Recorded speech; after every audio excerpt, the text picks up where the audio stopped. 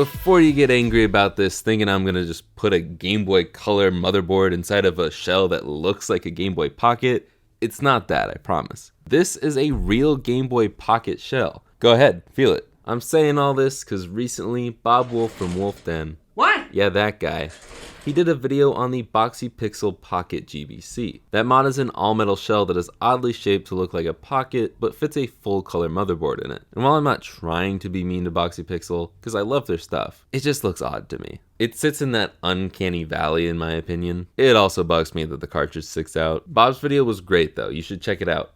After this video, I was able to convince him to buy his mod parts from Retro Game Repair Shop, and he used my code JAKE to get 10% off. Can I show my coupon code? Absolutely. I'll use it. Jake for 10%. Oh, thank you, Jake. Hey, he gave me $6.50 off.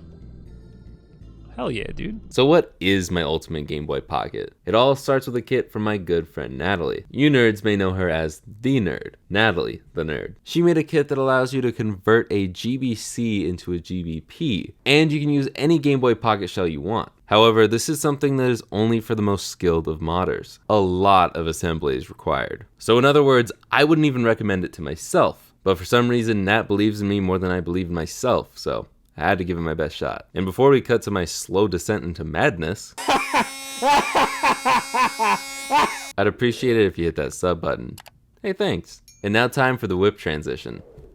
The first thing we gotta do is remove a ton of these components that are down here. We're pretty much removing all of this stuff from here down. Not everything though. I also have to steal some terminals from this Game Boy Pocket. The AA ones aren't gonna fit. Here's the board that we're working with. These attach to each other like that. We're gonna cut this motherboard along this line here, just underneath the cart reader. And a lot of this stuff is just going to be transferred from here to over here. It's fairly straightforward. I wouldn't call it simple, but it shouldn't be too hard. Let's just start removing a bunch of this stuff. The nice thing about this is all of it's already labeled, so it's not a guessing game on what I have to put down. Let's start removing some stuff.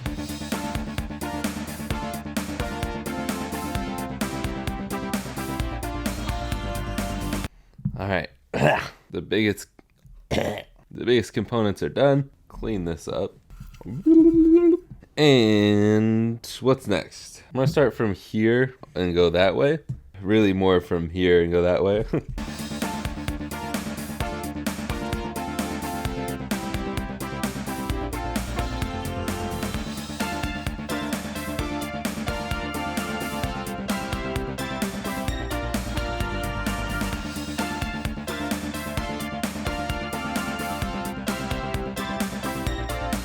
Okay, all the tiny components are on. I can breathe for a second. Everything seems to be on there pretty nice. It's not the best ever, but it doesn't seem too bad. I think we're actually done with that part of the board. I need to watch where I'm swinging my hands. Let's put these things on.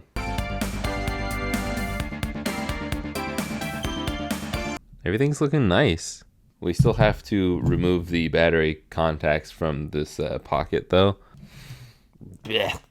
Now this part should be fairly simple. All I'm going to do is just solder all these points up together. They all line up. It should be simple. Keyword should.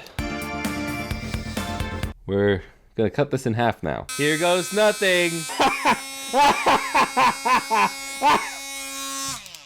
I'm just kidding. I would like to use this, but I feel like I might mess something up. The way that Natalie told me to do it, how she does it, is she just takes the craft knife and scores it just like how you cut acrylic. Gosh, that didn't feel good at all. Natalie, this better work. Let's remove these because this is where our power switch is going to go. That was actually really easy. Next thing we gotta do is line up all the buttons through the vias.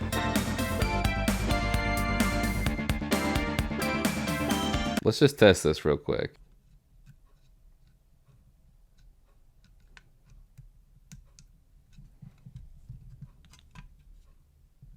Okay, so it's not working. So it's been a few days.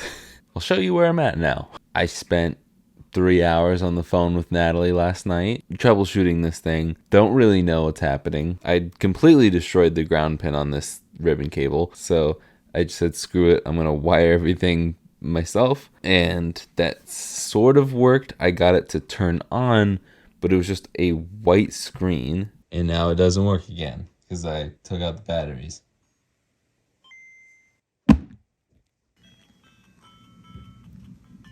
What the heck?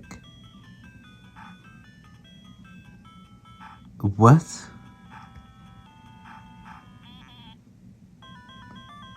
It didn't really make any sense. So instead of going to the points on the front of the board, I went to the points on the back of the board, and I also moved the power switch up to where the Game Boy Pocket power switch is. I just couldn't get past this white screen. But if I let the batteries just sit with it on long enough, it would magically pop up, and then I even put in Tetris. I could play that, and for some reason it just magically worked. Literally zero explanation. Also, the sound is really quiet, but I really don't care about that. And I'm going to finish putting the rest of this together. Hopefully nothing else goes wrong. So yeah, things continued to go wrong. The power switch stopped working on me, so I just wired it up so it would automatically turn on once batteries were put in. But even after that, I was still getting a white screen, so I decided to sleep on it. And when I woke up, it just worked. I have literally zero explanation for that. I've been checking it every day, multiple times a day, and it hasn't white screened since. So we're good? I don't know. I did have one more small problem with the membranes. I wasn't getting good contact for the buttons, so I just cleaned everything up and put some original ones in, and it worked like new. Thankfully, I never had any problems with start and select, so I got to keep the yellow membranes. I went with a white and yellow color scheme to honor Natalie. Sorry, honor. That joke only works in writing.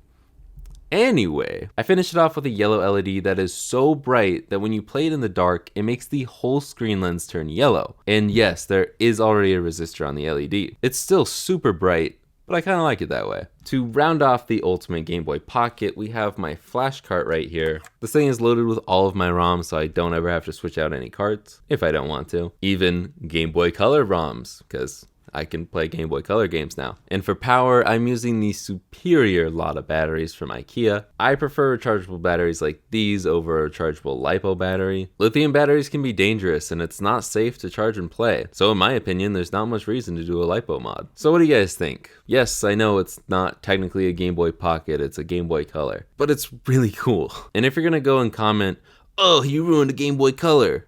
No, I didn't. I ruined two. Sorry. Once again, huge shout out to Natalie. Thank you for sending the stuff out. I'll have links to her website and other social medias down below. You should check her out because she makes a ton of cool other mods, like my light up buttons and my test ROM. If you like the shirt I was wearing earlier, you can buy it and others on my website, retroremaster.com, alongside of some other pre-modded Game Boys. I finally have some stock right now. Also, for those who have been asking for a room tour, I finally made one. It's a 40-minute video that is out now for my members and patrons only, and it's gonna stay that way. So if you wanna watch it like these guys here, you're gonna have to hit that join button down below or become a patron. And if you don't care about learning about all the stuff behind me and the other cool things in my house, you can just listen to Brittany. So like, subscribe, and I will see you guys in the next one. Later, guys.